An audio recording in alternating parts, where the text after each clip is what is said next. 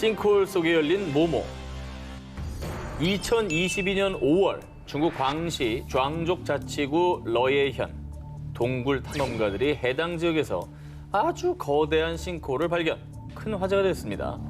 깊이는 무려 192m에 달하고요. 면적은 축구장 3개 면적과 맞먹는 어마어마한 크기였습니다.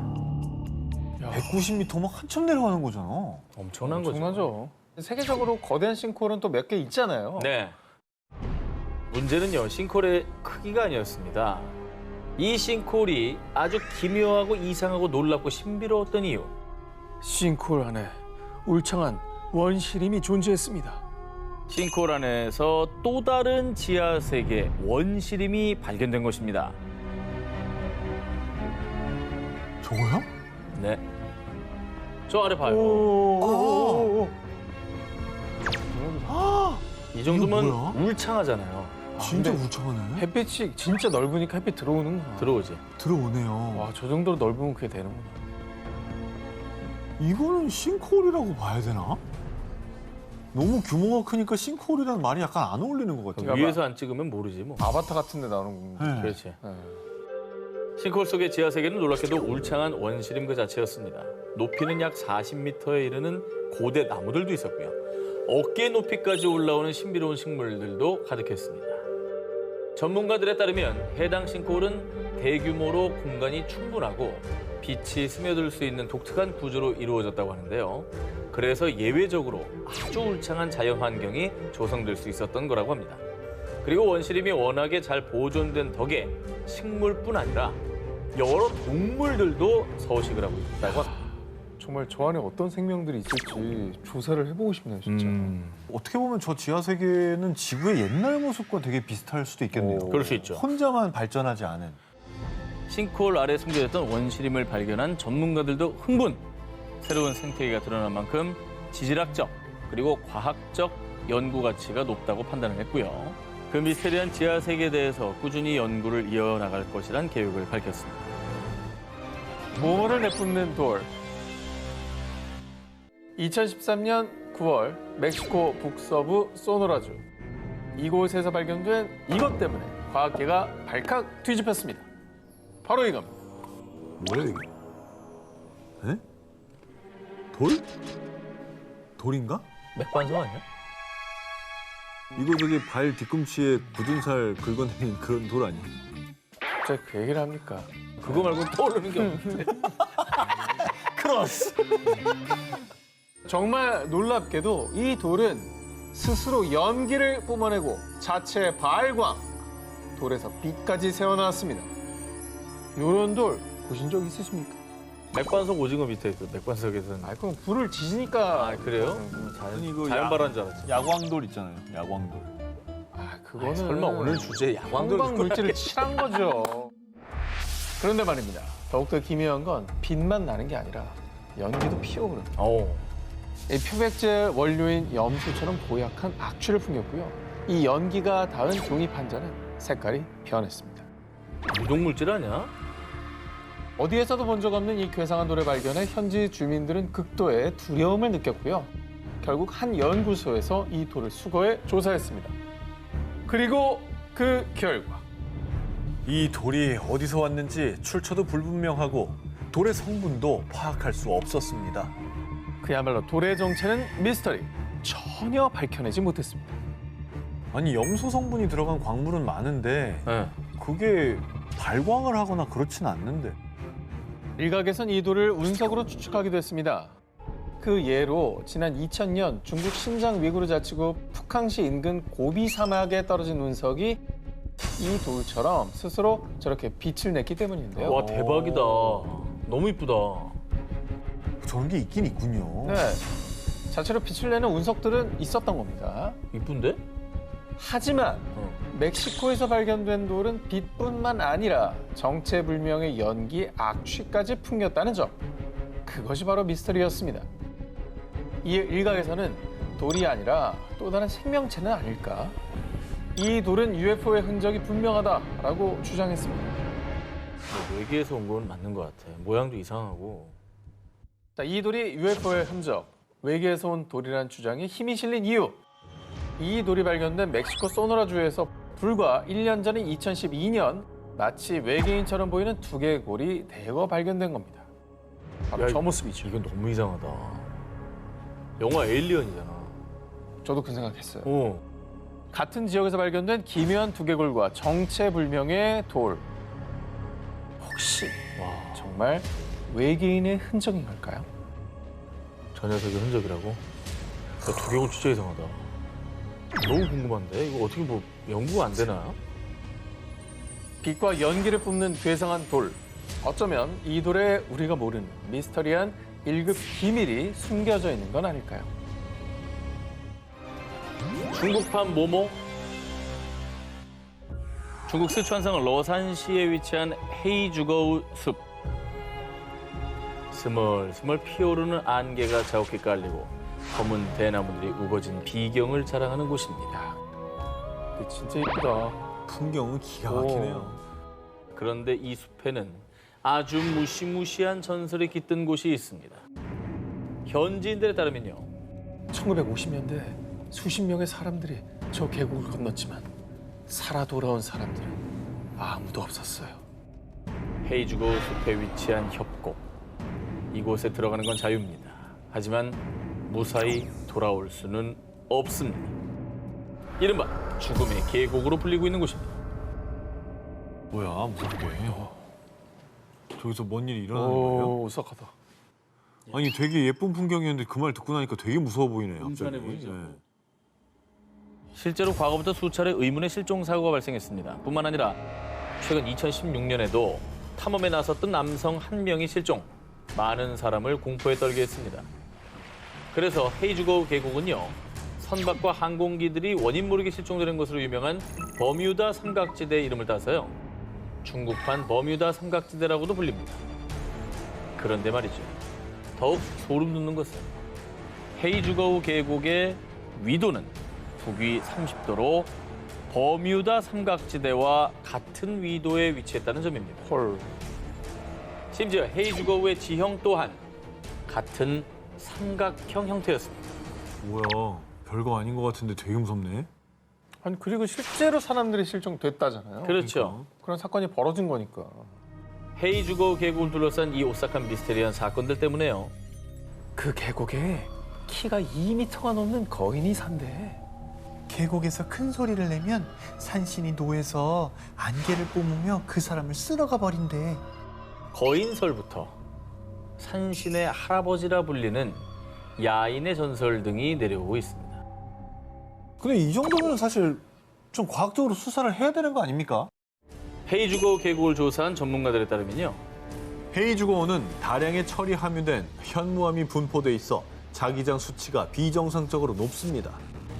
자, 이 높은 자기장 수치 때문에 많은 사람이 방향 감각을 상실하고 숲에서 길을 잃은 것이라 주장을 했는데요. 하지만 이 또한 하나의 주장일 뿐 명확한 인과관계가 밝혀진 것은 아니라고 합니다. 헤이주거우 계곡, 그 비밀은 밝혀지지 않았지만요. 부디 연구가 지속돼 더 이상의 미스테리한 실종 사건이 발생하지 않길 바랍니다. 절벽에 숨은 모모. 이번 특종은요, 사진부터 공개해드리겠습니다. 저 뭐야, 가운데? 저거는 인공구조물인데 완전히 누가 봐도. 자연이 만들어놓은 절벽에 너무나도 이질적인 누군가의 손길이 닿은 듯한 인공적인 구조물. 동유럽과 서아시아의 경계에 있는 국가 아제르바이잔에 위치한 이 신비한 유적은 현저로 페리갈라, 일명 요정의 성으로 불리고 있는데요. 4세기에서 8세기 사이에 지어진 것으로 추정되는 이 페리갈라는 무려 300m 높이의 절벽에 위치. 그 존재 자체가 미스터리입니다. 야, 300m 위까지 저 돌을 다 짊어지고 올라가서 졌다가 건물을 졌단 말이에요? 아니죠. 땅에 지은 게 네. 올라간 거죠. 지층의 영향으로? 지층의 영향으로 막 부딪히고 융기하고 뭐 이러면서 저 정도 지각 운동이면은 몇억 년 전에 발생을 했을 텐데 이게 그렇죠. 인류 문화사를 새로 쓰는 그런 발견 아닙니까? 그래서 놀라운 기사라. 아니 그렇잖아. 저걸 누가 저기까지 올라가서 짓냐고. 그 땅이 없는데 말이 안 되지. 페리갈라는 워낙 외진 곳에 있는 데다가 원래 있었을 것으로 추정되는 계단마저 파손. 사람의 발길이 거의 닿지 않은 곳입니다. 그래서 이 페리갈라를 누가 만들었으며 대체 어떠한 곳인지 그 정체는 한동안 미궁에 빠져 있었는데요. 인간의 발길을 쉽사리 허용하지 않은 페리갈라. 그런데 1970년대 아제르바이잔의 레슬링 챔피언인 맘마드 다루도브가 이 페리갈라에 입성. 드디어 베일에 쌓여있던 페리갈라의 실체 한 발 더 다가갈 수 있었는데요. 그의 주장에 따르면 페리갈라엔 총 5개의 방이 있었는데 2방은 안쪽에 있어서 볼 수 없었지만 3개의 방은 창문이 있었습니다. 실제로 페리갈라 주변의 석회암이 마모된 것으로 보아 이곳에 누군가 오랫동안 살았다는 것으로 추측할 수 있었습니다. 아니 저길 또 왜 살아? 난 참 정말 저기 올라가는 것도 힘들었겠지만 저길 또 들어가서 하는 건 더 힘들었을 거 아니에요. 뷰가 좋잖아요. 약간 유배지 아니에요? 유배지? 유배질 뷰가 저렇게 화려해져. 페리갈라에 대한 궁금증은 여전했지만 지형이 워낙 험한 탓에 이 종교적 건물일 것이다 혹은 감옥이다 하는 추측만 난무할 뿐 대대적인 조사도 이루어지지 않았는데요. 그렇게 미궁에 빠져있는 페리갈라. 그런데 말입니다. 현지에서는 이 페리갈라에 대한 한 가지 전설이 있다고 합니다. 과거 몽골의 징기스칸이 이 지역을 점령, 페리라는 이름의 소녀를 아내로 삼으려 했다는데요. 이에 페리는 칭기스칸의 손이 닿지 않는 높은 절벽 위에 성을 쌓고 칩거. 와. 하지만 몽골군이 절벽 아래에서 진을 치고 기다리자 페리는 스스로 성에서 뛰어내려 삶을 마감했다고 합니다. 얼마나 싫었으면 저기까지 올라가 있나.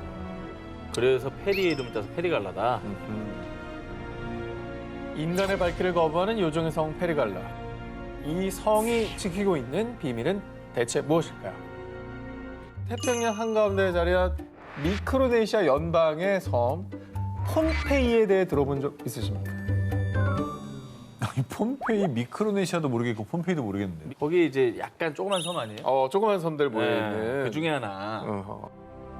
우리에게 많이 알려진 곳은 아니지만요. 이 폼페이의 남동부 테멘섬 연안에 오세아니아 최대 규모의 고대 해상 유적지가 있습니다.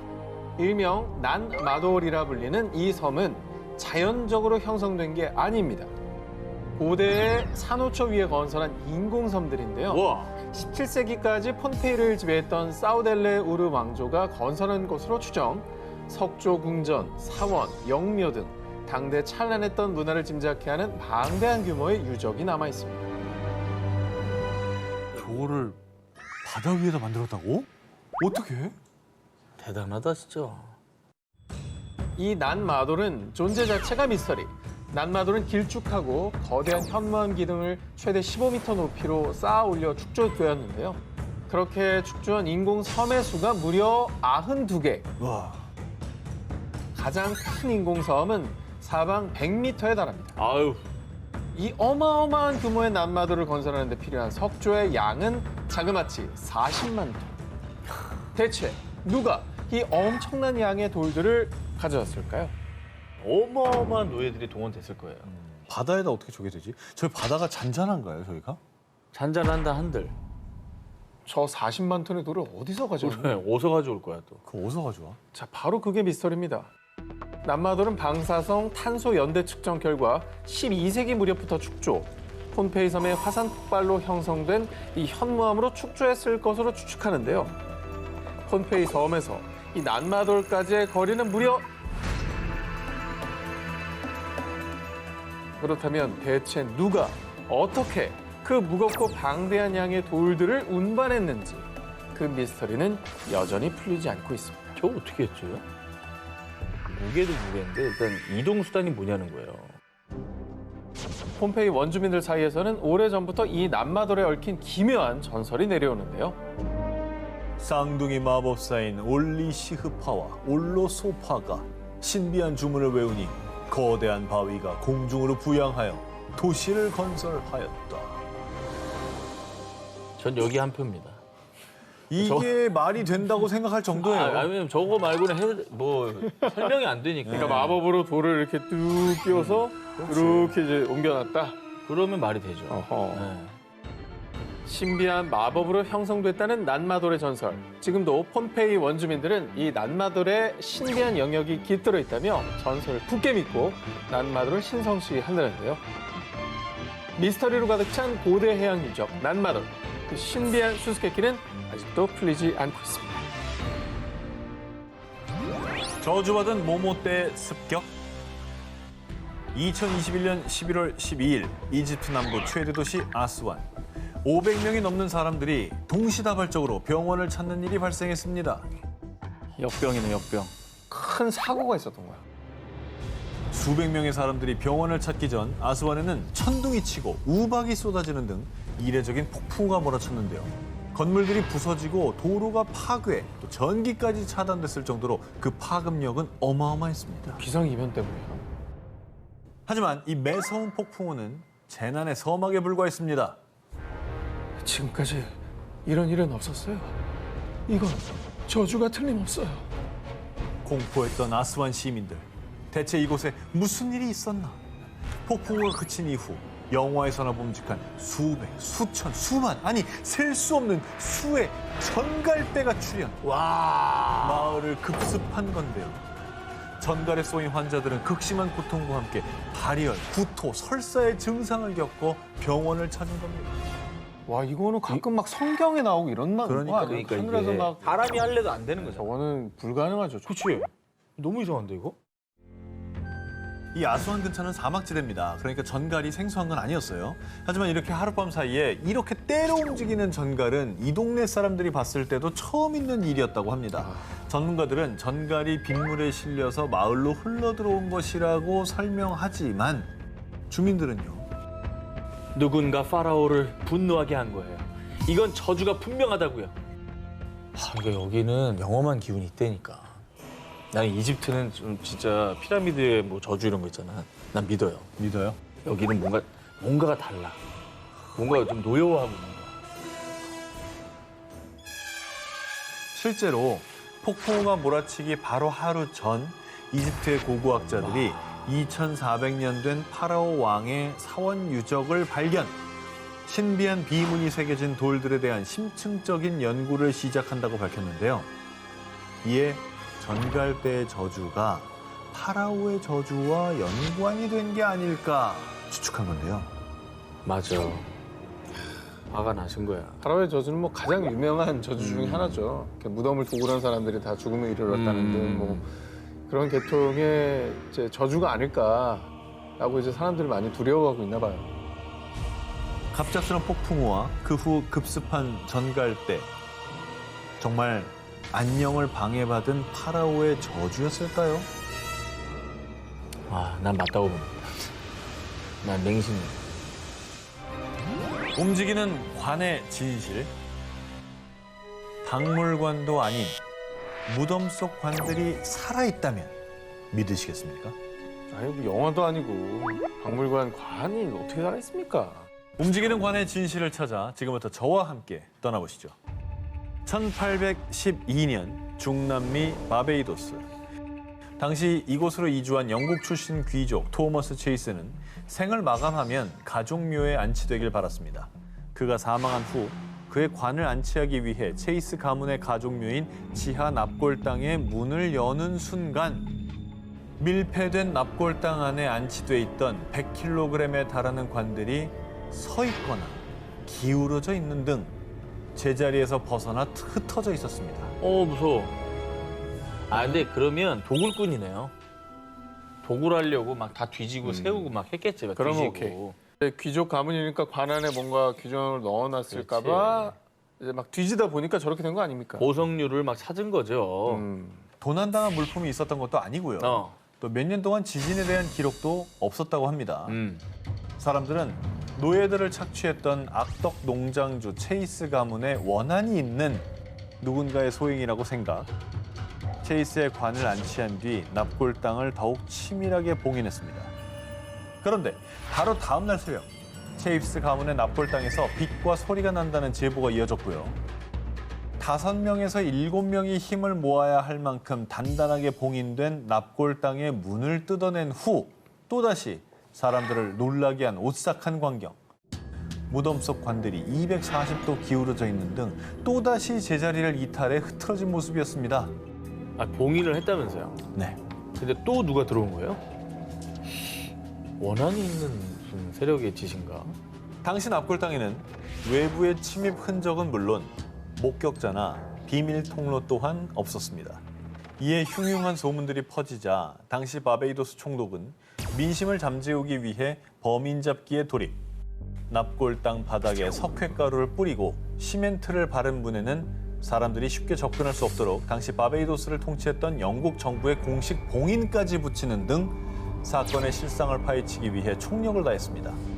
그리고 1년 뒤 사람들을 안심시키고자 다시 납골당의 문을 열었습니다. 다행히 석회가루 또 영국 정부의 봉인은 훼손당한 흔적 없이 그대로였는데요. 어허.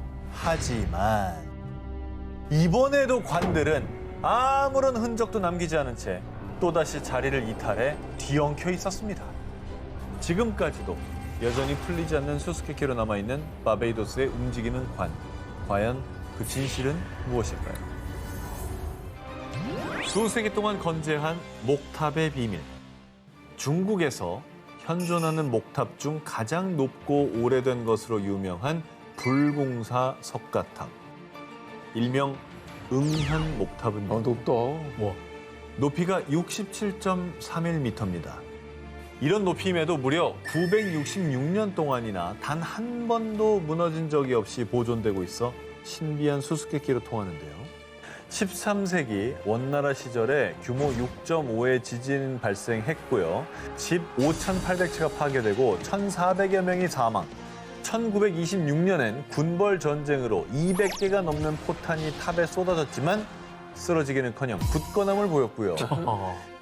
심지어 1950년대엔 두 번의 낙뢰에도 목조 건물인 응현 목탑만은 멀쩡했습니다. 무려 1000년에 가까운 시간을 건재해온 응현 목탑의 내진, 낙뢰, 방제, 방화 능력은 중국 내에서도 미스터리. 중국인들은 탑에 신비한 힘이 있다고 믿었습니다. 다른 걸 다 떠나서 진도 9.0은 놀라운데요. 아니, 나무라며. 틀어지지도 않나? 그러니까. 한간에 전해지는 전설에 따르면 석가모니께서 탑을 보호하고 계신다.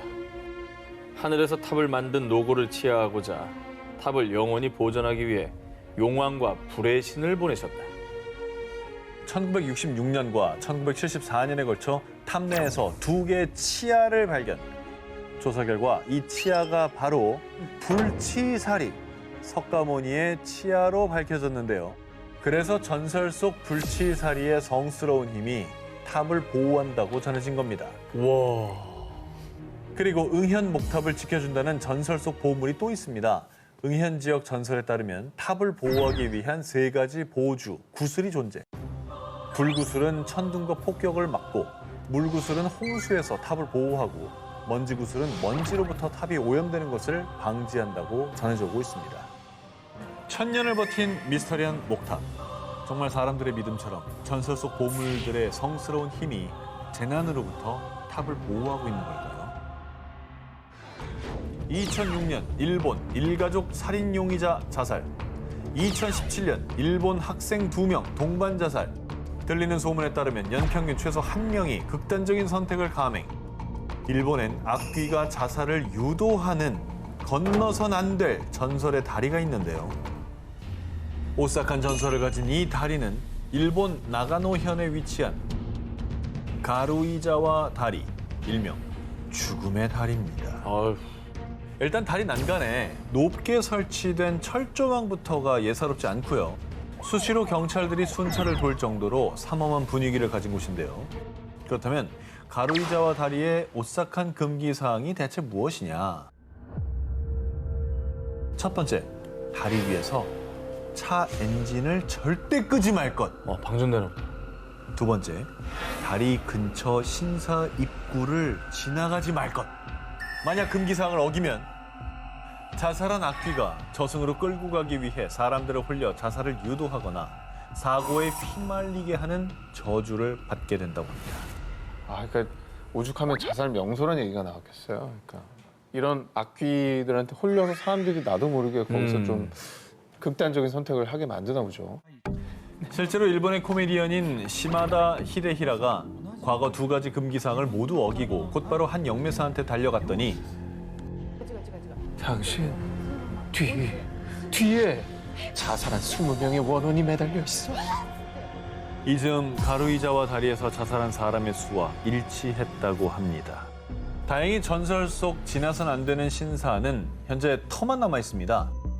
그런데 한 가지 오싹한 사실은 예전에 온천의 신을 숭배하던 신사의 현판엔 유카미라고 쓰여 있었습니다. 세월이 흘러서 글자가 지워져서 신의 왼쪽만 남아 있는 건데 볼시죠. 네, 이 뜻이 죽어라는 뜻이래요. 그런데 신사가 없어진 후에도 심지어 금기사항을 어기지 않았음에도 그냥 다리를 지나갔을 뿐인데 안개 너머로 손짓하는 악귀를 목격했다든가 아하. 귓가에 속삭이는 악귀의 목소리가 들렸다든가 스마트폰과 내비게이션 고장 등 각종 오싹한 일들이 발생. 가루이자와 대교는 일본의 유명한 영매사들도 2손 2발 다 들기로 악명 높다고 합니다. 1500년 만에 깨어난 전설의 도시. 전설로만 남아있는 사라진 낙원 아틀란티스. 다들 아시죠? 보아 노래 아닌가요? 미안. 아틀란티스 소녀. 예. 아, 네. 예. 여기서 리액션 안 하면 또 불려가기 때문에 리액션을 적극적으로 해주시고. 실제로요. 이 전설의 도시와 꼭 닮은 현실판 아틀란티스가 발견됐습니다. 그곳은 바로 이집트. 프랑스 해저 발굴팀은요, 지난 2000년 6월 3일 이집트 북부 알렉산드리아에서 약 6km 정도 떨어진 아부키르 해저에서요, 나폴레옹의 동방 진출을 좌절시킨 나일 해전의 유물을 탐색하고 있었습니다. 그런데 수중 탐사 도중 미스터리한 한 비석을 발견합니다. 오. 그곳에 적힌 글씨는 헤라클레이온. 그렇습니다. 이것은 약 1500년 전 한순간에 물속으로 가라앉은 전설의 도시 헤라클레이온의 첫 등장이었습니다. 저 처음 발견했을 때 얼마나 소름이 돋았을까. 그러니까요. 그죠? 이 역사적인 발견에 이집트 정부와 영국 옥스퍼드 대학교 연구팀이 가세해 곧바로 유물 인양이 시작됐는데요. 대박이다. 대리석으로 만든 파라오의 머리, 스핑크스상, 비잔틴 제국 시대의 동전, 그리고 풍요의 여신 이시스의 석상 등 신비로우면서도 위용 있는 유물들이 하나둘씩 그 모습을 드러냈습니다. 그래서 정말 놀랍도록 미스터리한 건 이 수많은 유물이 무려 1500여 년 동안 바닷속에 잠겨 있었는데도 거의 원형 그대로 보존돼 있었다는 건데요. 이야. 와. 오. 그대로 있네. 보존 상태 죽인다. 기원전 7세기에 건설됐다고 알려진 이집트의 고대 도시 헤라클레이온. 그리스의 역사가 헤로도토스가 남긴 저술과 신화로만 전해질 뿐 그 실체는 전혀 확인되지 않고 있었습니다. 이 고대 도시의 발굴은 이집트의 또 다른 문명이 과학적으로 증명된 역사적인 순간이었습니다. 앞으로 완전 발굴까지는 무려 40년 이상 소요된다는데요. 과연 또 어떤 고대 미스터리가 우리들 앞에 펼쳐질까요? 필리핀 해안의 괴생물 미스터리. 1924년 10월 25일 남아프리카. 반은 곰 같고 반은 고래 같은 괴사체 발견. 2017년 미국 텍사스 시티 해변에서 큰 원기둥 모양 몸통에 눈 없는 괴사체 발견. 아직까지도 그 정체가 밝혀지지 않아 궁금증을 넘어 두려움까지 부르고 있는데요. 그런데 불과 2개월 전인 2018년 5월 11일 저녁, 필리핀 중북부에 있는 민도르 섬에서 정말 끔찍한 괴사체가 발견돼 큰 충격을 안겨줬습니다. 샌앤토니오 해안가를 찾은 한 가족이 한가롭게 해변을 산책하던 그때 아니, 이게 무슨 냄새지? 이 괴물이 뭐야? 해변 앞까지 떠밀려온 것은 거대한 털덩어리로 둘러싸여 도무지 정체를 알 수 없는 괴사체. 길이는 무려 6m가량의 정말 고약한 악취를 풍기고 있었습니다. 무슨 쓰레기 폐기물 같이 보이는데. 그렇죠, 그렇게 보이죠. 저런 사이즈는 아마 고래 정도가 되지 않을까. 고래라고 하기에는 너무 형체가 없는 거 아니에요, 지금? 자, 고래라고 하기에는 이제 눈이나 뼈 그렇지. 이런 골격이 전혀 없습니다. 필리핀 루손 섬에 위치한 수산자원국 관리기관에 따르면 현재 괴사체 조직을 채취해 DNA 분석 연구소에 보낸 상태고요. 아직까지는 그 정체가 밝혀지지 않았다고 합니다. 1960년경부터 생물학자 이반 앤더슨은 해안에 떠밀려온 정체를 알 수 없는 유기체를 일명 글롭스터로 통칭해서 설명하고 있는데요. 한편 이 괴사체의 출현에 마을 사람들은 혹시나 불길한 일들이 마을을 덮치지 않을까 하고 불안에 떨고 있다고 합니다. 빨리 그 조사 결과가 좀 나왔으면 좋겠네요. 그렇죠. 네. 근데 나왔는데 일부러 안 밝히는 걸 수도 있어요. 이게 너무 어마어마한 결과라 밝히지 깜짝 놀란 거야. 이럴 수가. 외계 침입이다 뭐죠. 뭐 그럴 수도 있고. 대단히 상상력이 뛰어나신 것 같아요. 네. 지옥문 카타콤의 실종 미스터리. 경고. 이 앞은 죽은 자의 나라다. 이 글귀가 붙어있는 곳은 낭만적인 빛의 도시 파리. 그중에서도 남부의 당페르 로시로 광장, 그 지하에 은밀히 감춰진 카타콤. 카타콤의 총 길이는 이제 약 300km입니다. 그리고 이곳에 약 600만 구에 달하는 유골이 모여 있다고 해서 세계 최대 무덤으로 불리고 있습니다. 그런데 이곳을 두고 떠도는 한 미스터리. 정확한 통계는 없지만 19세기 이래 카타콤에서 실종된 사람은 수백, 아니 수천만 명. 실제로 카타콤에서 실종되는 사고가 연쇄적으로 발생하자 대부분을 철문으로 막았습니다. 하지만 일부 탐험가 혹은 담력을 키우려는 이들이 하수구 등을 통해서 비밀 출입구를 찾아 무단으로 침입하는 사건이 종종 발생. 그런데 이때 기괴한 경험을 하고 온 이들이 마치 뭐에 홀린 듯 이상한 형상을 봤어요. 나를 끌고 가려고 했어요. 라며 지옥문에 대한 괴담을 더욱 공포스럽게 만들었습니다. 1998년 유명 다큐멘터리 감독 프랜시스 프리랜드가 카타콤에서 실종된 사람들을 취재하던 중 카타콤의 한 구석에 떨어져 있는 캠코더를 발견했는데요. 카타콤 벽면에 있는 유골들을 확인하던 남자가 갑자기 어둠 속에서 무언가를 발견한 듯 하더니 캠코더까지 떨어뜨리고는 비명을 지르며 뛰어가는 장면이 담겨 있었던 겁니다. 사람들 사이에서는 지옥문을 찾다가 지옥 문지기를 만나 끌려간 거야라는 괴담이 일파만파 퍼졌습니다. 역시나 그 화면 속의 남자는 돌아오질 못했습니다. 돌아오지 못하는 실종자, 그리고 경찰 수색에도 실종자에 대한 어떤 단서조차 찾지 못하는 상황. 지하 무덤 카타콤엔 정말 지옥문이 있었을까요?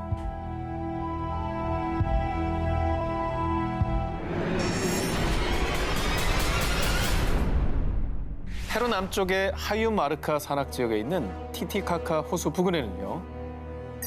신들의 문, 아라무 무르로 불리는 신성한 문이 있습니다. 높이 7m, 폭 7m의 이 거대한 문은요.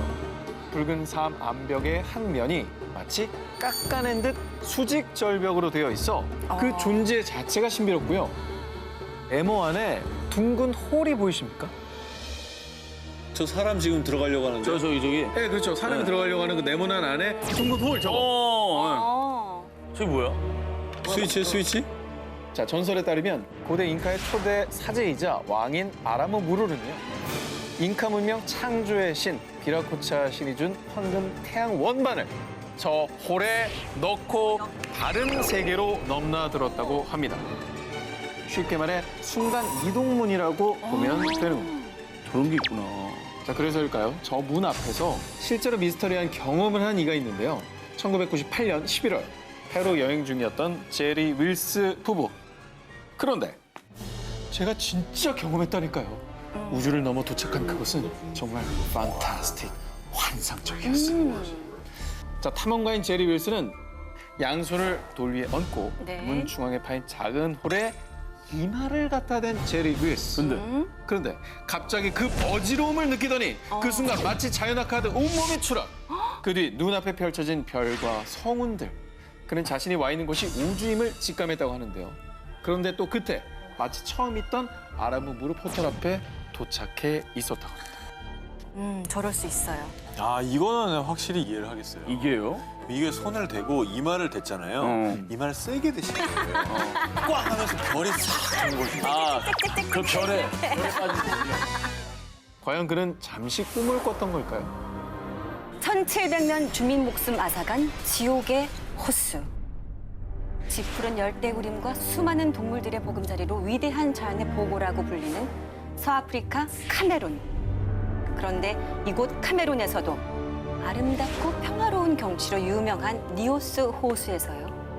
어느 날 갑자기 끔찍한 악몽이 일어났습니다. 1986년 8월 21일 조지프 니관은 저녁 시간대가 돼 잠자리에 들 준비를 시작했는데요. 그런데 갑작스럽게 숨통을 조여오는 무언가에 힘없이 쓰러지고 맙니다. 그리고 약 3시간 뒤 정신이 든 조지프 니관. 아우 이게 무슨 냄새야? 아우.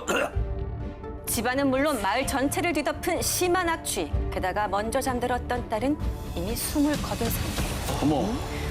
대체 이게 무슨 일인가 싶어 허겁지겁 현관문을 열어젖힌 조지프는 그만 그 자리에 털썩 주저앉고 맙니다. 처참하게도 마을 곳곳에 사람과 가축의 사체가 널려 있었던 것이죠. 갑자기? 저거 봐요. 당시 사망한 주민들만 무려 1,746명. 거기에 가축은 무려 3,500마리가 목숨을 잃었다고 하는데요. 어머 갑자기 왜? 정말 몇 시간 전까지만 해도 평화로웠던 마을이 하룻밤 사이에 죽음의 땅으로 변한 이유. 이 이유를 밝히기 위해 프랑스와 미국을 비롯한 전 세계 과학자들이 카메룬을 찾았는데요. 하지만 희생자들의 유골에서는 출혈뿐 아니라 신체적인 외상도 전혀 없었습니다. 그런데 이런 참사가 벌어진 건 니오스 호수에서 나온 이산화탄소 때문입니다. 니오스 마을 주민들이 갑작스러운 의문사로 목숨을 잃은 이유. 바로 최대 1,600톤에 달하는 이산화탄소가 마을 100km 근방까지 약 50m의 두께로 빼곡하게 들어찼던 건데요. 아니 이게 어떻게 가능해? 일부 과학자들은요. 화산 활동으로 갑자기 독성 가스가 방출된 것이 아닐까라며 추측했습니다. 실제 니오스 호수는 400여 년 전 화산 분출로 만들어진 칼데라 호수였기 때문이죠. 하지만 이 그럴듯한 추측 역시 다른 과학자들의 반박을 피하진 못했는데요. 그 이유는 고작 하루 만에 이렇게 넓은 지역에 큰 피해를 주려면 거대한 지진을 동반해야 가능하기 때문이죠. 하지만 당시 마을 주민 중 누구도 지진을 느끼지 못했으며 지진 감지 장치에서도 별다른 이상을 확인할 수는 없었습니다. 그런데 2년 전 니오스 호수에서 남쪽으로 100km 떨어진 모노운 호수에서도 비슷한 사건이 발생했다는 사실이 밝혀지자 카메룬 정부와 이스라엘이 비공개 폭탄 실험을 진행한 것이 아니냐는 추측도 제기됐는데요. 아 이게 천재가 아니라 인재라는 거구나. 1,800명에 가까운 목숨을 앗아간 니오스 마을의 이산화탄소 미스터리. 호수의 정체는 30년이 지난 지금까지도 밝혀지지 않고 있습니다.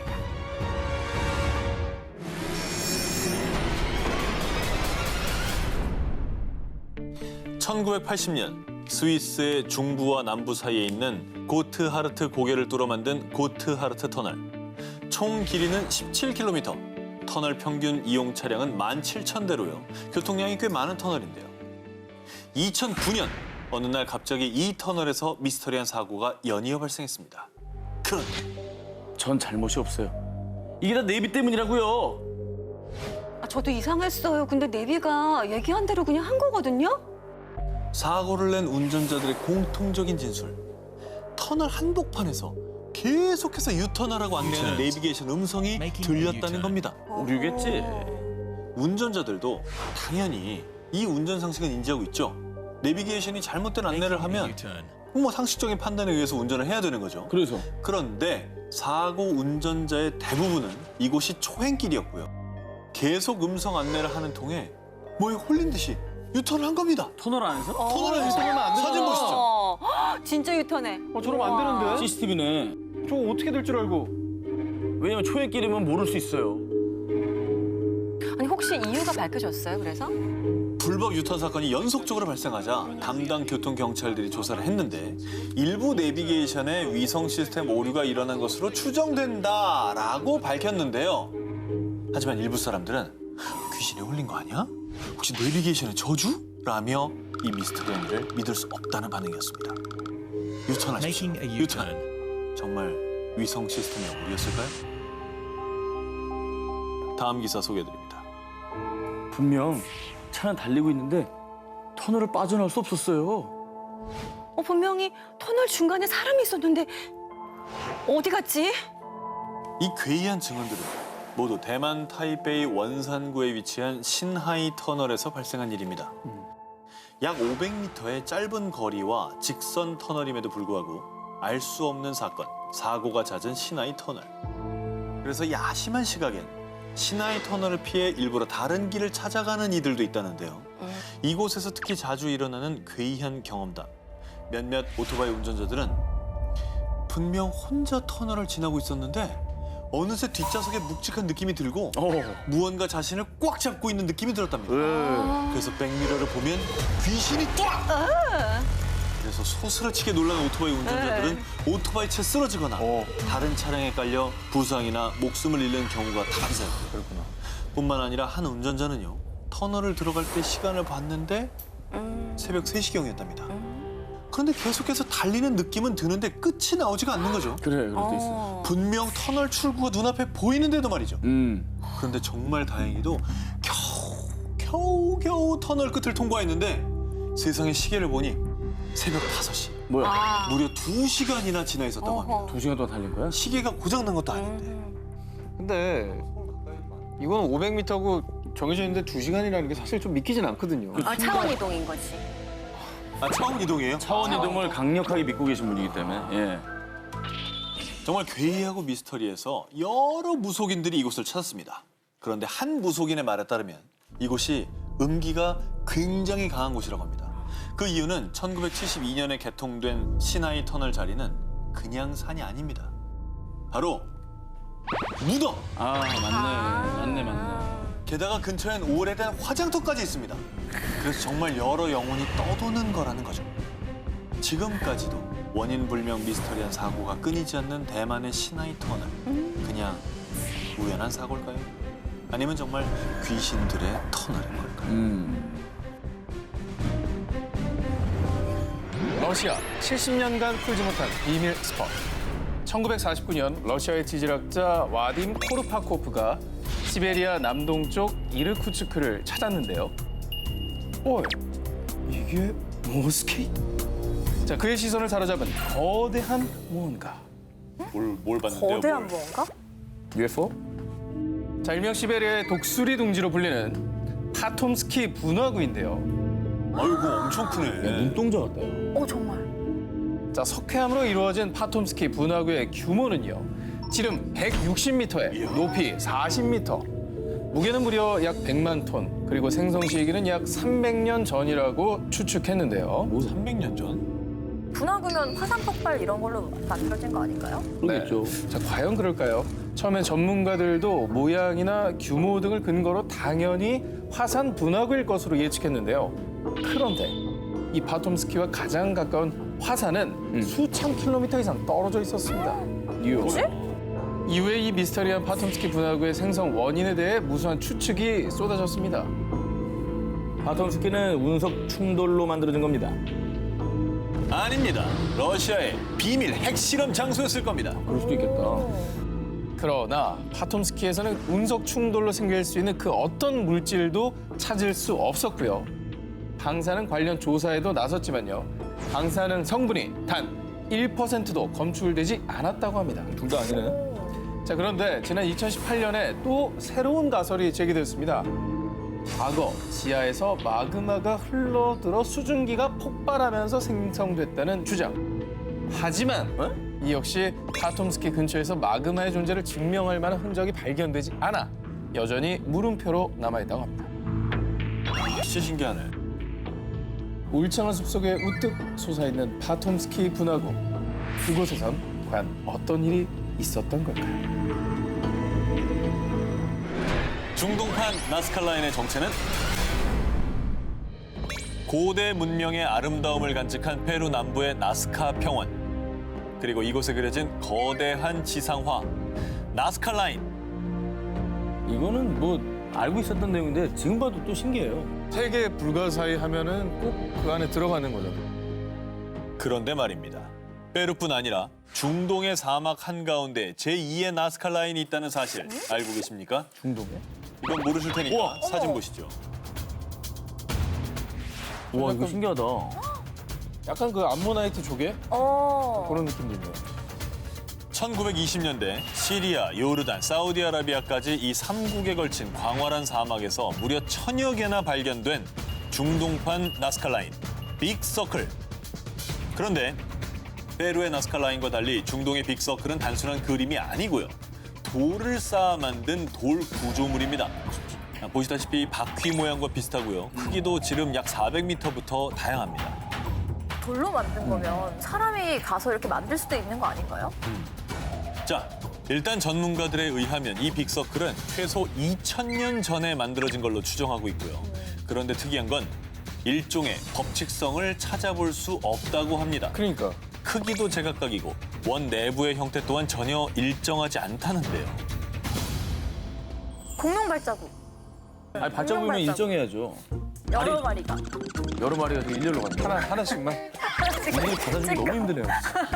아무 얘기나 하니까.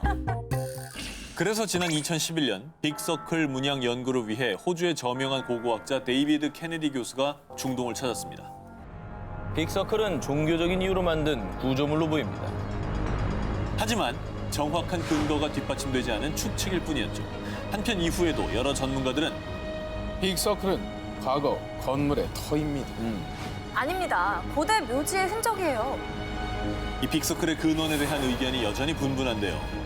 100여 년의 시간 동안 그 누구도 풀지 못한 빅서클의 정체, 당신은 무엇이라고 생각하십니까? 미지의 우주, 화성 미스터리. 지구와 가까우면서도 비슷한 환경을 갖추고 있어 제2의 지구로 불리는 행성, 화성.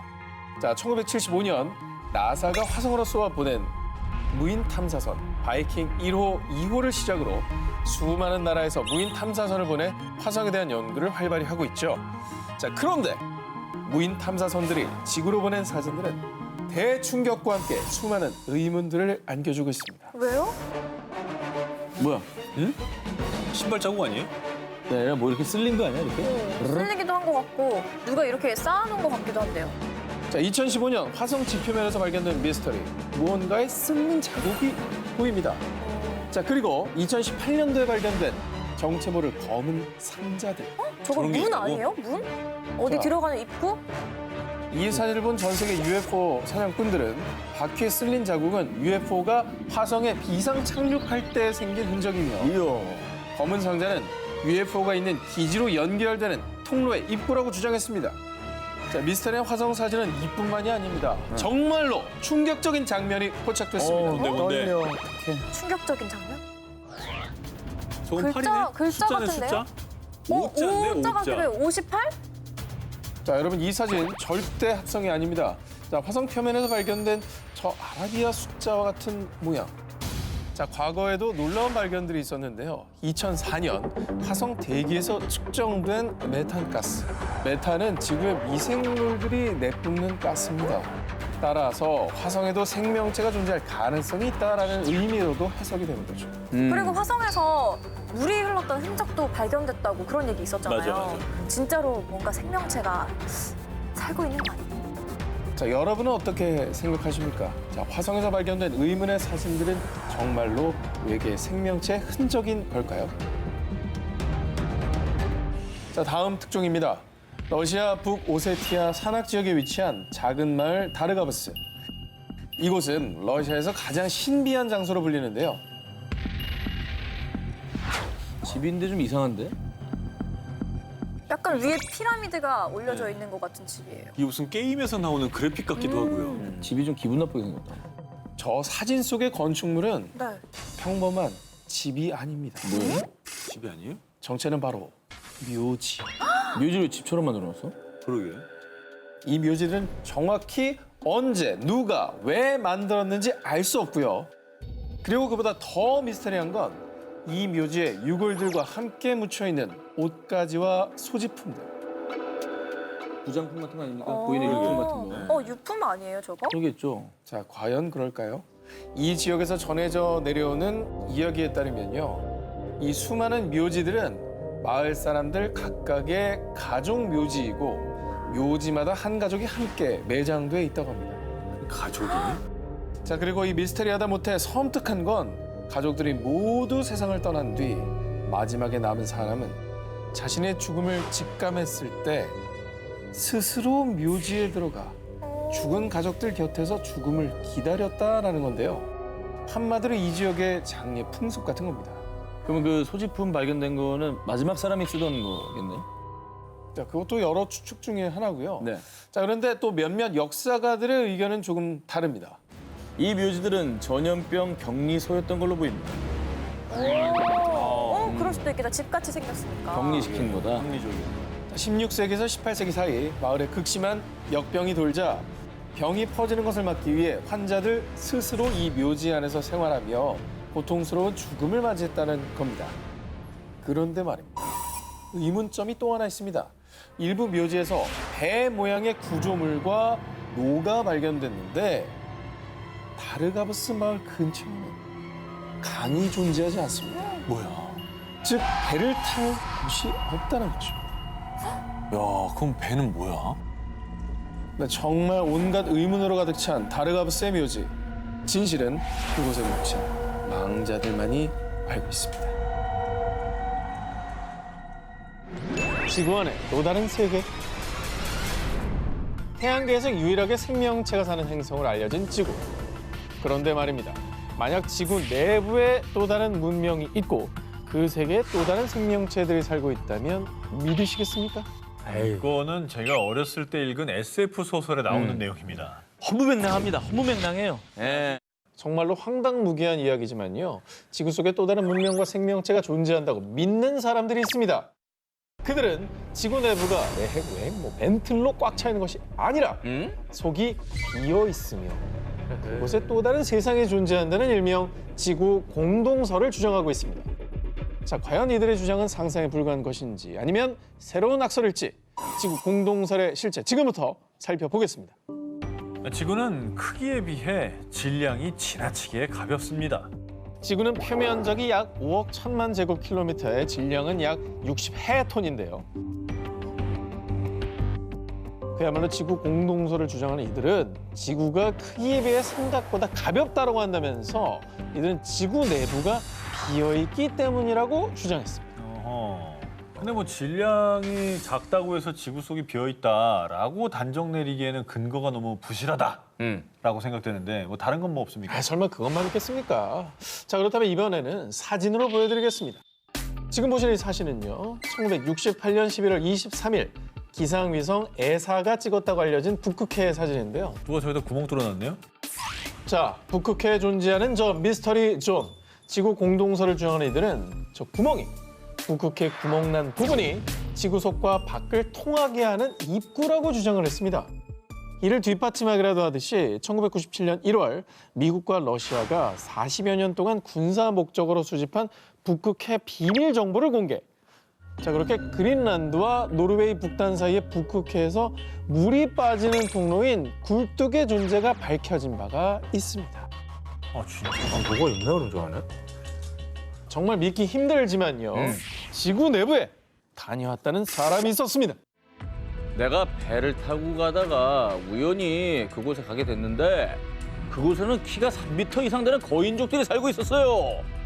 노르웨이 출신 올랍 얀센이라는 남성은 북극해로 향하던 도중 우연히 지구 내부로 들어갔고 2년 반 동안 살다 나왔다면 생생한 경험담을 전했는데요. 그가 목격한 지구 내부의 세상의 모습은 아주 놀라웠습니다. 그곳에 사는 인간의 수명은 무제한, 그리고 나이도 본인 스스로 설정 가능. 뿐만 아니라 문화와 과학은 현재 지구에 살고 있는 곳보다 수천 년 앞서 나가 있고 공룡과 같은 멸종 동물이 그 세계에 아직 존재한다고 주장했는데요. 사실 지구 공동설에 대한 논란을 가장 확실히 불식시킬 수 있는 것은 지각을 뚫고 직접 지구 내부로 들어가는 것이지만요. 지각의 평균 두께는 35km입니다. 그런데 인간이 뚫은 지각의 한계는 12km에 불과해서요. 그래요? 지구 공동설을 직접 와서 눈으로 확인하는 건 현재로서는 불가능한 상황입니다. 과연 지구 속에 또 다른 지구는 실존하는 걸까요? 아니면 그저 호기심 어린 상상력의 결과물일까요?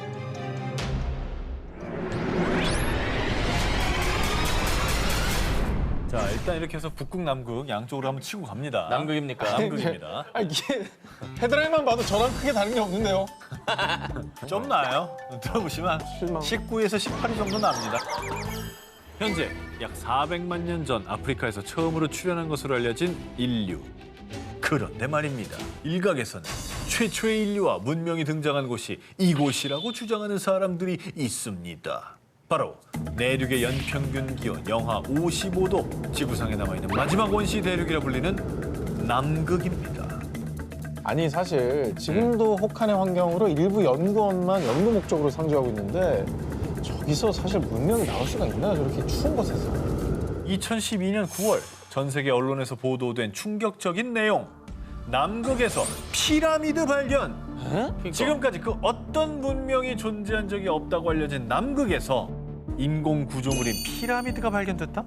이게 바로 사라진 초고대 문명과 우리가 모르는 인류가 남극에 존재했다는 증거 아니겠습니까? 그럼 좀 이상하긴 하다.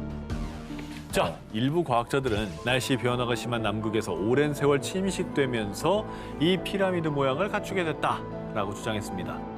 그러나 일각에서는 대부분 산은 험준한 산맥에 위치하고 있는데 남극에서 발견된 피라미드는 평평한 지형에 있기 때문에 자연 형성된 산이 아니라고 반박에 나섰습니다. 그러면 또 얘기가 달라지네요. 그러니까. 그렇죠. 산맥 안에 있는 게 아니라는 거잖아요. 그렇죠. 주변이 다 평평합니다, 지금.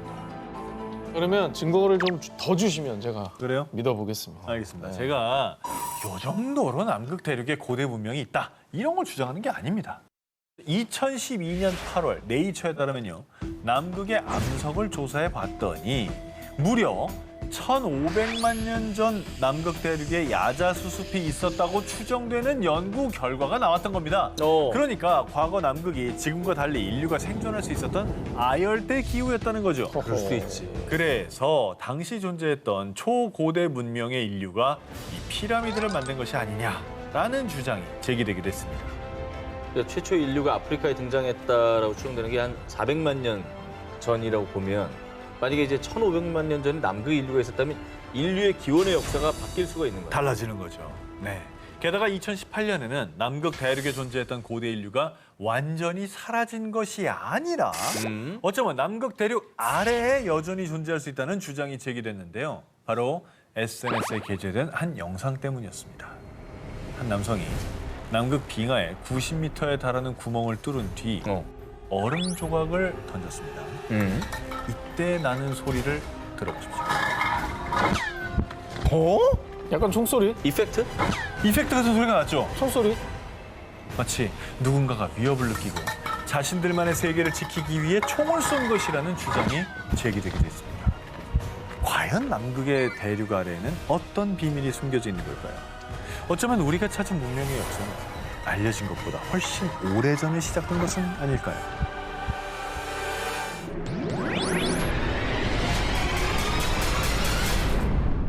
자, 두 기자님은 미제 파라다이스, 바닷속으로 사라진 전설의 대륙 하면은 제일 먼저 떠오르는 곳이 어디입니까? 아틀란티스. 아틀란티스. 당연히. 그리스의 철학자 플라톤의 저서를 보겠습니다. 헤라클레스의 기둥 저편에 아주 큰 아틀란티스라는 섬이 있다. 사방에 금과 은 등으로 부가 넘쳤고 과학이 고도로 발달한 대군 대국이다. 하지만 아틀란티스는 하루아침에 바닷속으로 침몰, 인류 역사 속에서 사라진다고 합니다. 이게 이제 저서에도 나오니까 사실 뭐 구전으로만 내려오던 땅이 아니라 정말 분명히 기록된 게 있으니까 우리가 다 있었겠구나라고 생각은 많이 되는 건데 만약에 아틀란티스가 실존했다면 우리가 알고 있는 인류 최초의 4대 문명보다 훨씬 전에 그렇죠. 초고대 문명이 있었다는 겁니다. 그러니까 인류 역사가 바뀌는 거죠, 이렇게 되면. 수백 년 동안 사람들의 관심을 끌며 전 세계 수많은 고고학자, 역사가들이 아틀란티스를 찾아 대탐험, 대서양, 모로코의 사하라, 심지어 버뮤다 삼각지대까지 아틀란티스라고 주장하는 곳들이 너무나도 많았습니다. 하지만 아직까지 이 아틀란티스의 실체는 정확히 밝혀지지 않았는데요. 그런 가운데 아틀란티스라고 주장하는 또 하나의 후보가 등장합니다. 바로 바하마 제도의 작은 섬, 비미니. 여기서 아틀란티스 뭐 유적이라도 발견된 겁니까? 아하. 자, 먼저 비미니 섬이 아틀란티스라고 주장하는 첫 번째 근거를 소개해드립니다.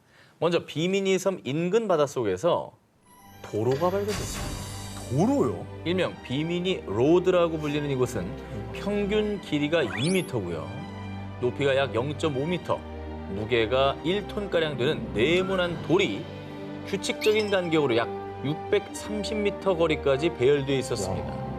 이 구조물을 발견한 밸런타인 박사는 비미니 로드가 최소 6,000년에서 12,000년 전에 만들어진 인공 도로라고 발표. 일각에서는 이 비미니 로드가 아틀란티스로 가는 통로라고 주장하고 있습니다. 저게 말이 됩니까? 저게 자연현상입니까? 저거는 진짜 자연현상이라고 보기에는 좀 그러네요. 전 말이 안 돼요. 너무 균질하긴 하네요. 그렇죠. 아니, 예. 바닷속에 그것도 한 10,000년 전에 인공 도로가 있다. 사람이 만든 도로가 있다. 그렇죠. 이거는 진짜 우리가 몰랐던 문명이 있었을 수도 있다는 얘기 같아요. 근데 어찌됐건 간에 뭔가 더 증거가 나와야지만 이게 좀 확정이 될 것 같아요. 결정적인 게 있습니까? 그래서 그들이 주장하는 또 다른 근거를 제시하겠습니다. 20세기 초 미국의 유명한 예언가인 에드가 케이시. 그는 1929년 주식시장 붕괴와 대공황, 제2차 세계대전과 소련의 몰락까지 정확히 예언했습니다. 그런 그의 또 다른 예언. 1968년 바하마 해역에서 아틀란티스 대륙이 바다 위로 솟아오를 것이요. 아니 뭐 아직까지도 솟아오르진 않았는데 이 예언이 왜 중요한 증거라는 거죠? 비미니 섬이 위치한 곳이 바로 바하마 해역이라고 아까 말씀드렸죠. 예. 결정적으로 비미니 로드가 처음 발견된 시기가 바로 1968년이었습니다. 아니, 그러니까 떠오른다는 게 이게 물리에 뜬다는 게 아니라 그렇죠. 사람한테 발견된다 이런 말이에요. 그렇게도 그렇죠. 해석할 수 있죠. 어허. 아니 근데 그거는 뭐 신기하긴 한데 네. 이거는 약간 저 예언가의 영역이지 이게 뭐 과학이 과학적인 아니잖아요. 근거는 아니잖아요. 뭔가 좀 더 필요한 것 같은데. 인정합니다. 그죠? 그래서 제가 또 하나의 가설을 준비했어요. 바로 아틀란티스가 현재 카리브해 쿠바 일대에 존재했다는 주장입니다. 쿠바. 쿠바 아틀란티스설을 제기한 이는 영국의 유명 역사 작가인 앤드류 콜린스. 그는 전 세계 각지의 고대 문명 유적지, 신화와 플라톤의 기록을 연구에 추리했습니다.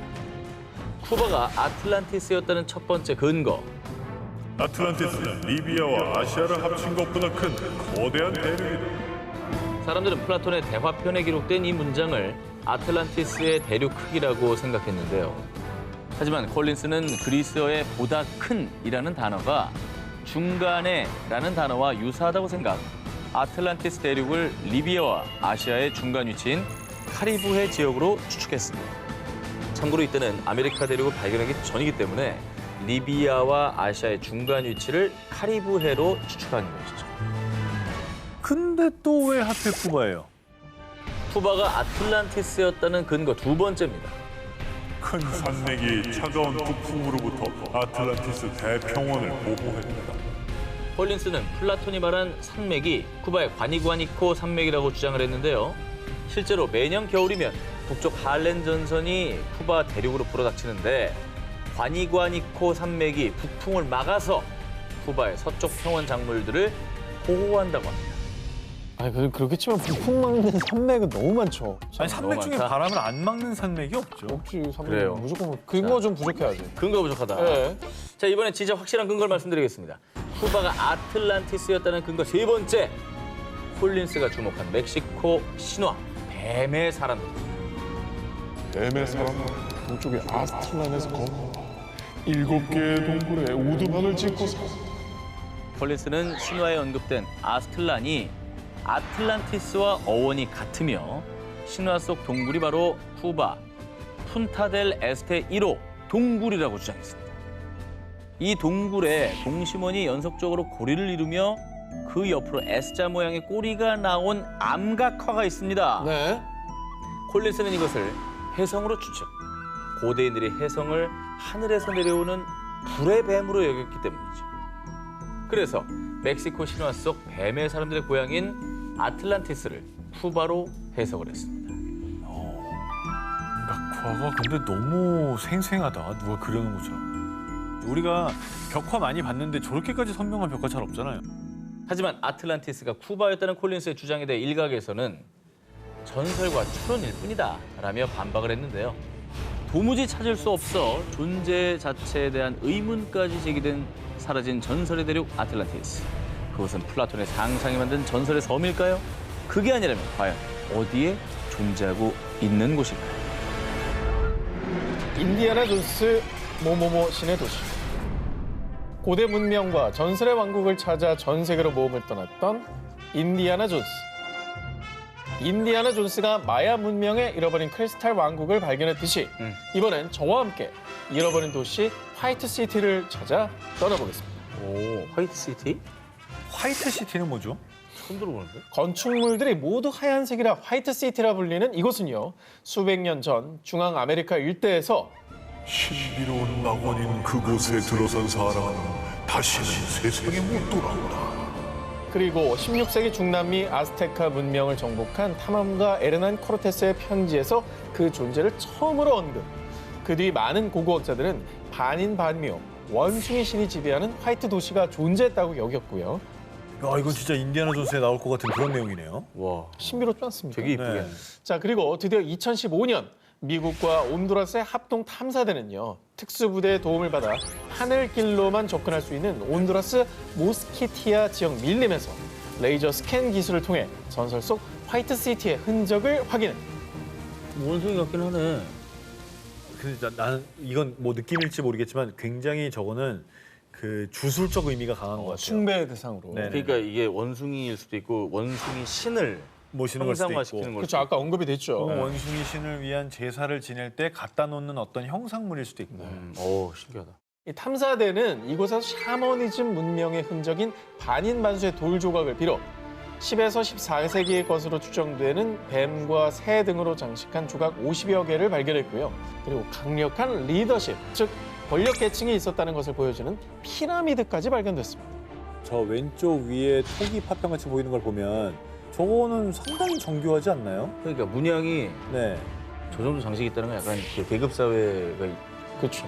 무엇보다 피라미드 같은 거 세우려면은 계급이 높은 사람이 강제로 시키지 않는 한 그런 큰 걸 만들 수 없습니다. 인력을 동원하지 않는. 자, 그런데 더 놀라운 것은 이 유물들이 거의 약 1000년 전의 것임에도 불구하고 원형이 잘 보존된 상태였고요. 뿐만 아니라 탐사대를 이끈 고고학자 크리스토퍼 피셔에 따르면 이 유물들은 단순한 잃어버린 도시가 아니라 프리 컬럼비안 문명을 상징합니다. 아하. 지금까지 많은 사람들의 손을 타지 않아서 그래서 천만다행이라는 생각이 좀 들기도 그 하고요. 보존 상태가 너무 좋죠. 지금 굉장하네요.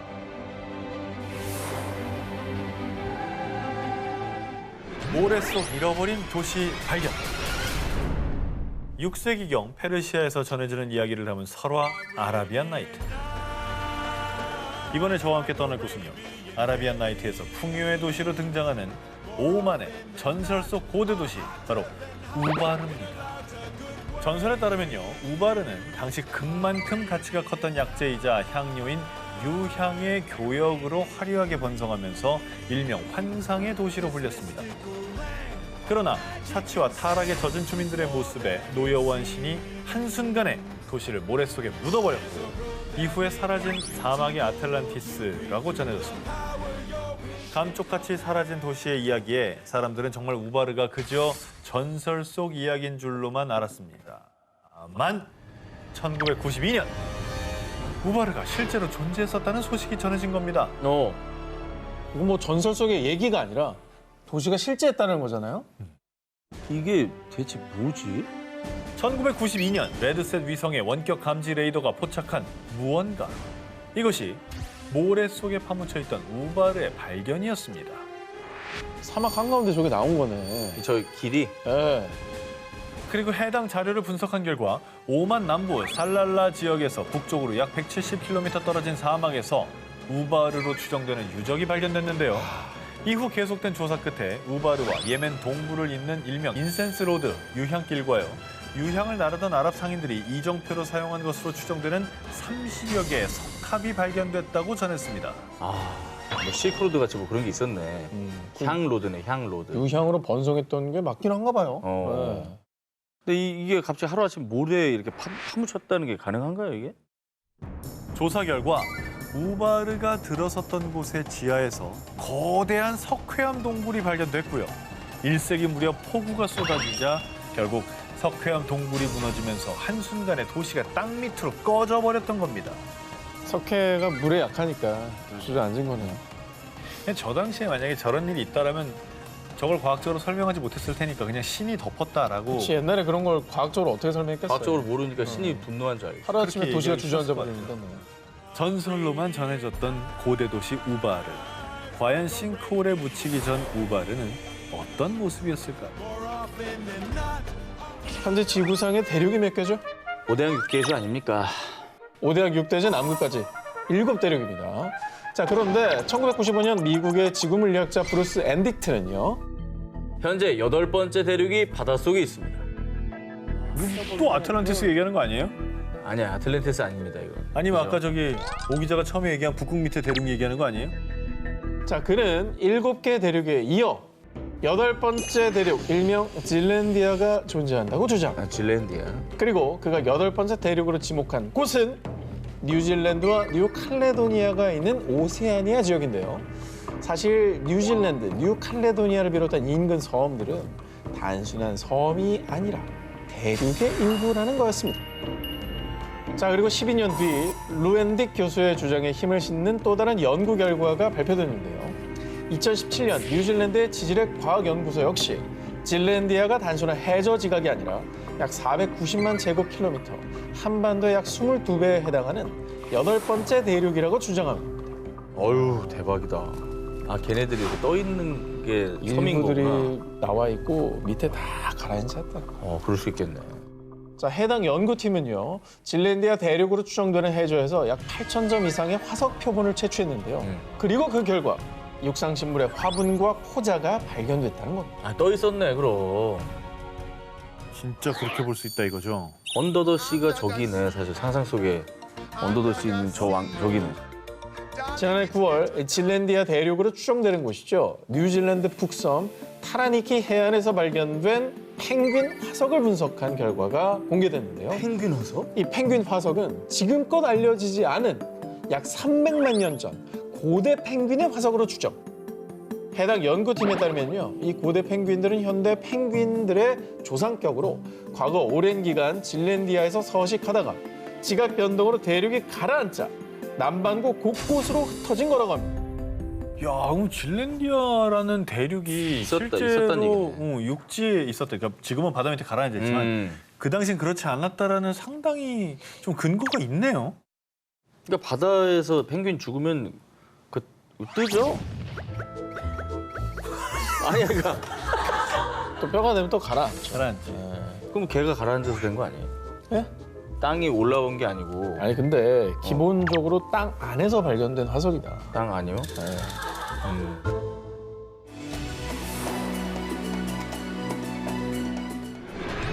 연못 아래 잠든 2000년의 비밀.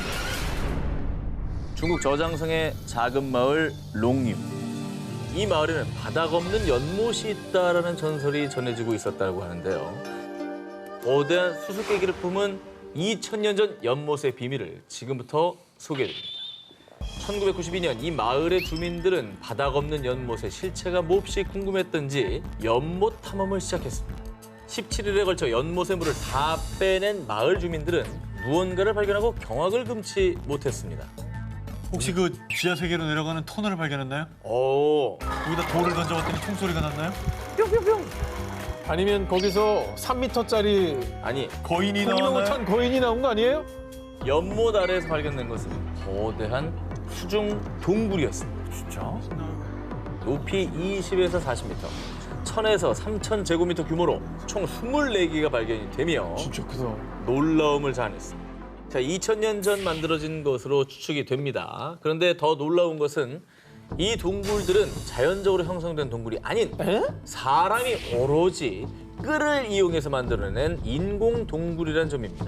이야. 그리고 이 룽유 동굴 안에는 정교한 조각뿐 아니라 교량과 계단, 기둥까지 발견됐지만 신기하게도 이 모든 작업에 불을 사용한 흔적이 전혀 없었습니다. 아니 근데 저 정도면 진짜 누가 만들어 놓고 그거를 일부러 물 안에다가 묻었다라고 말하는 게 더 믿길 정도예요. 그러기에는 부피가 너무 커요. 근데 규모가 너무 크잖아. 한 거의 개도 아니고 도시인데? 24개 동굴을 그냥 끌로 이렇게 이걸로 만들었다는 게. 아니, 요즘 기술로 저걸 저렇게 파내려가도 되게 어려운 일일 것 같은데요? 이곳을 조사한 고고학자들은 동굴에 햇빛이 드는 시간 동안에만 작업했을 거라고 추측. 하지만 왜 굳이 전기도 장비도 없던 당시의 기술력으로 힘들게 수중에 대규모의 동굴을 만든 것인지, 그리고 어떻게 이렇게 오랜 세월 잘 보존될 수 있었는지 무수한 의문만 생기게 됩니다. 롱유 동굴은 왕가의 무덤이었을 겁니다. 아닙니다. 채석장이나 저장고였을 겁니다.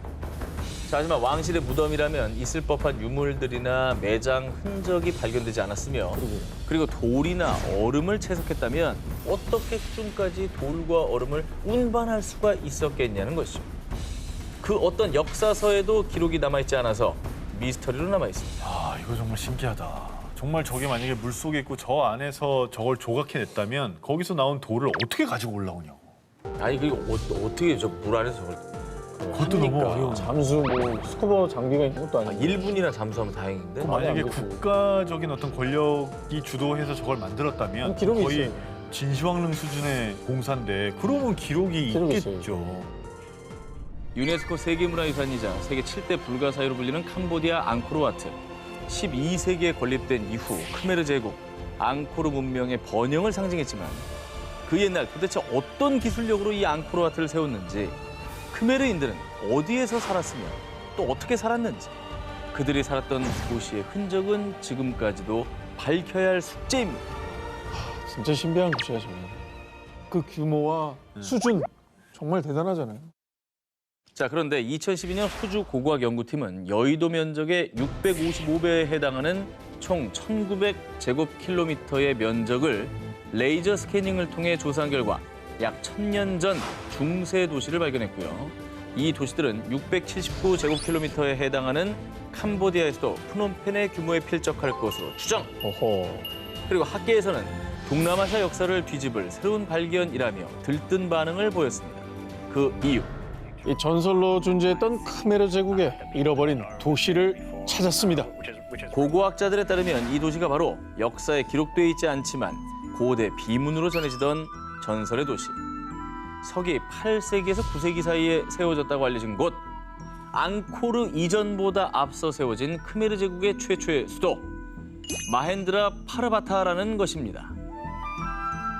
그러니까 크메르 제국의 앙코르보다 앞선 대도시가 있었다는 거네요. 그렇죠. 이 연구팀은 이곳에서 왕궁과 피라미드 형태의 사원, 연못 등을 발견했는데요. 뿐만 아니라 크메르 제국의 힘의 원천이자 상징인 물을 이용하는 수력 시스템이 대규모로 발견. 우와. 수로들이 앙코르와트로 연결돼 있다는 사실을 확인했습니다. 이를 두고 연구팀은 수로들이 비록 원활하게 작동되진 않았지만 앙코르 문명이 만든 인공 호수의 근간이 됐다고 주장했습니다. 뿐만 아니라 무려 1000년도 전에 세워진 도시지만 구조물들이 규칙적인 너비의 격자무늬 배열로 정교하게 세워진 도시임이 밝혀졌는데요. 즉 이는 과거 크메르인들이 계획적으로 세운 도시라는 증거인 셈이죠. 그리고 이 같은 발견은 미지의 문명이었던 크메르 제국이 그간 학자들의 예상보다 더 오래전부터 발달한 기술을 갖고 있었다는 점, 제국의 번영과 그 규모가 방대했다는 것을 뒷받침해주고 있는 것입니다. 세계 어디에서든 물을 다스리는 건 권력의 상징이라 크메르 제국이 그 정도의 권력을 유지하거나 혹은 증명할 수 있는 정도의 힘이 있었다는 얘기네요. 그 여러 가지 것들이 인프라가 없었을 텐데 수로와 앙코르 같은 사원들을 다 만든 거죠. 대단하죠. 그 연구를 통해 조금 이런 의문들이 밝혀졌으면 좋겠네요.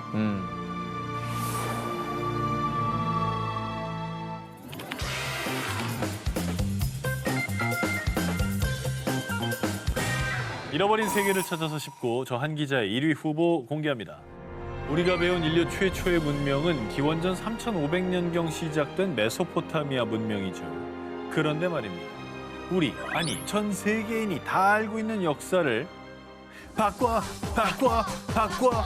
모든 걸 다 바꿔 이 형 좀 바꿔. 모두 뒤집어버리는 충격적인 주장이 제기됐습니다. 무려 기원전 7500년경에 탄생한 것으로 추측되는 신문명이 발견된 겁니다. 황하 외웠잖아요. 메소포타미아, 이집트, 그다음에 겐지스 이런 식으로 우리는 배웠는데 와 발견이 여태 왜 안 되고? 어디에 있었기? 어쩌면 인류 역사를 새로 쓸지도 모르는 신문명은 인도 구자라트주에 위치한 캠베이만의 해저에서 발견됐습니다. 인도구나, 인도. 바다 아래에 있었어? 2001년 인도 국립해양기술원이 해양 오염도 측정을 위해 음파 탐지기로 해저 촬영을 하던 중 바닷속에 뭔가 직사각형의 구조물이 보이는데요? 고대 도시의 터로 추정되는 다양한 크기의 직사각형 구조물 수십 개를 발견했는데요. 와, 저거는 사람이 만든 거네. 당시 인도 해양 고고학의 최고 권위자인 라오 박사와 전문 다이버들이 투입돼 조사한 결과 댐으로 추정되는 건축물과 전쟁에 사용된 것으로 보이는 전망대, 곡물 창고, 공중 목욕탕이 있었고요. 심지어 주거지로 추정되는 곳에는 지금의 하수도 시설과 매우 흡사한 통로와 도로의 흔적도 발견됐습니다. 세계 곳곳의 바다에서 해저 도시가 발견이 됐습니다. 그죠? 그중에 이 인도의 해저 도시가 인류 최초의 문명이라는 증거 있습니까? 아니, 억지를 부리지 말자고요, 우리가. 증거 앞에서.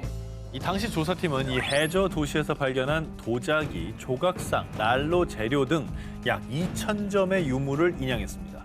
그런데 그중에 작은 나무 화석이 발견됐고요. 이 나무 화석에 대한 탄소 연대 측정을 한 결과 밝혀진 충격 사실. 이 나무 화석의 연대는 기원전 7545년에서 7490년 사이의 것으로 보입니다. 정말 놀랍게도 나무 화석의 탄소 연대에 따르면 이 해저 도시의 문명이 인류의 4대 문명보다 앞선 무려 기원전 7500년경에 시작됐을 수 있다는 겁니다. 근데 사실 그 나무 화석이라고 하는 게 저 해저 도시의 유적이 맞을까요? 이게 흘러 들어가지고 이렇게 들어간 거 아닐까요? 안타깝게도 이 나무 화석의 용도는 밝혀지지 않은 상태로요. 나무 화석과 이 해저 도시의 연관성은 찾지 못했다고 합니다. 인도 캠베이만에서 발견된 해저 도시. 과연 그 도시는 인류 최초의 문명 도시였던 걸까요? 신비한 황금의 도시, 마추픽추의 나라, 잉카 제국. 13세기경 건국 초기엔 페루 근교를 지배하다가 15세기 말에는 서부 남미 일대를 장악, 거대 왕국으로 성장을 했습니다. 그런데 문제는 현재 잉카 문명에 수많은 유적이 남아있음에도 불구하고 문명 자체가 미스터리 그 자체란 사실이죠.